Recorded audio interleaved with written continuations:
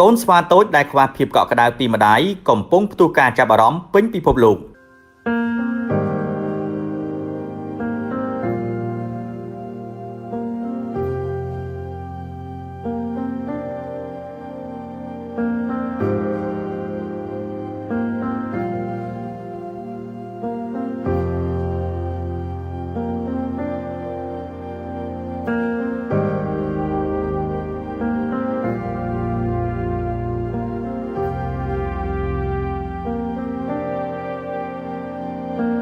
ជារឿងដែលកំពុងតែទាក់ទាញការចាប់អារម្មណ៍ខ្លាំងពីមហាជននៅជុំវិញពិភពលោកដែលបានមើលឃើញថាមិនថាមនុស្សឬក៏សត្វសុទ្ធតែចង់បានភាពកក់ក្ដៅនិងការស្រឡាញ់ថ្នាក់ថ្នមពីឪពុកម្ដាយ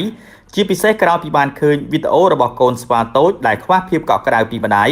និងត្រូវសត្វស្វាដទៃធ្វើបាបកើតមកភ្លាមត្រូវម្ដាយបោះបង់ចោលកូនស្វាដ៏តូចកំសត់មួយស្ថិតនៅក្រោមការមើលថែពីបុគ្គលិកនៅសួនសត្វ Ichikawa City Zoo នៅឯប្រទេសជប៉ុនជីវិតខ្វះភាពកក់ក្ដៅកូនស្វាដែលមានឈ្មោះថាផាញ់ត្រូវបានណែនាំឲ្យចូលទៅសម្របខ្លួនជាមួយវងស្វាផ្សេងទៀតប៉ុន្តែការឈឺចាប់កាន់តែមានទំហំធំឡើងនៅពេលដែលវត្តមានរបស់វាត្រូវបានបដិសេធនិងច្រានចេញយ៉ាងកម្រោលទស្សនវិជ្ជានេះបានធ្វើឲ្យអ្នកទស្សនាតាមអ៊ីនធឺណិតជាពិសេសបណ្ដាញសង្គមបានរំជួលចិត្តយ៉ាងខ្លាំងនៅពេលដែលឃើញវាប្រឹងប្រែងជំនះភាពឯការបស់ខ្លួនដោយយកតុក្កតាធ្វើជាម្ដាយ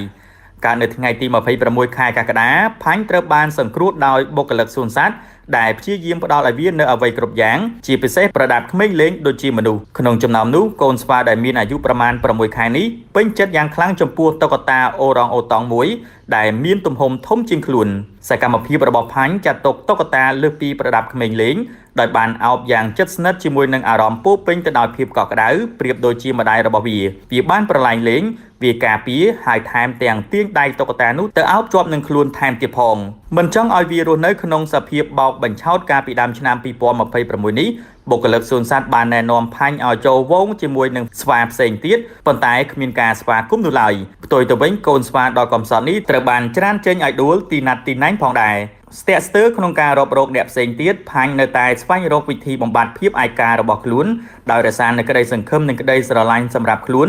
តាមរយៈការវិលទៅលេងជាមួយនឹងតុក្កតាអូរ៉ង់អូតង់វាមិនចង់ឃ្លាតពីម្ដាយសប្បនិមិត្តនោះឡើយហើយបុគ្គលិកថែទាំក៏បានព្យាយាមបំបែកផងដែរជីវិតរបស់ផាញ់បានឆ្លុះបញ្ចាំងឲ្យឃើញរាល់សពសត្វតែងតែត្រូវការភាពកក់ក្ដៅដូចជាមនុស្សដែរដោយគ្មាននរណាចង់រស់នៅកំព្រាខ្វះទីពឹងនោះឡើយបច្ចុប្បន្នកូនស្វារូបនេះទទួលបានការរាប់អានពីបណ្ដាមនុស្សពេញពិភពលោកជាពិសេសអ្នកដែលបានទៅជួបផ្ទាល់នៅឯសួនសត្វ Ichikawa City Zoo ហើយស្វាមួយចំនួនហាក់ដូចជារាប់រកវាឡើងវិញផងដែរ